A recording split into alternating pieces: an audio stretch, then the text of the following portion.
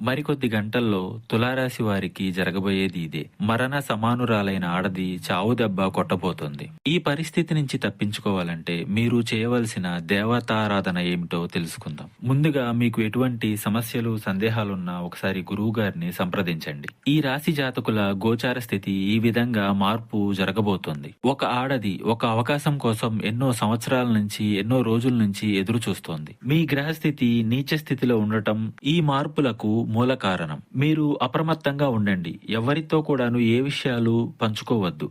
అలాగే మీరు మౌనంగా ఉండండి. ఆ యొక్క స్త్రీ మీ యొక్క బంధుమిత్రుల్లో ఉండొచ్చు, మీ సన్నిహితుల్లో ఉండొచ్చు, అలాగే మీ యొక్క సహోదరుల్లో కూడా ఉండవచ్చు. వారికి ఒక అవకాశం దొరుకుతుంది. మీ మనసుని మీ మాట వెన్నీయకుండా మీ మీద రుద్దేస్తారు. వారి నిర్ణయాలను మీ మీద రుద్దేస్తారు. తత్ఫలితమే మీరు సమాజంలో అబాసుపాలు కావడం, ఉన్నత అవకాశాలను చేజార్చుకోవడం, ధన నష్టం ఇంకా ఎన్నెన్నో జరుగుతాయి. మీరు ముందుగానే జాగ్రత్తగా ఉంటూ మీ ఆలోచనలను ఎవరితో పంచుకోకుండా జాగ్రత్తగా ఉండండి. వీలుంటే వెంటనే దేవాలయానికి వెళ్ళండి. పరమశివుని దర్శించుకోండి. పరమశివునికి మీ కష్టాలను విన్నవించుకోండి. తప్పక సమస్యల నుంచి బయటపడతారు. ఇంకా ఇతరత్ర ఎటువంటి సమస్యలు సందేహాలున్నా గురువు గారిని ఒకసారి సంప్రదించండి.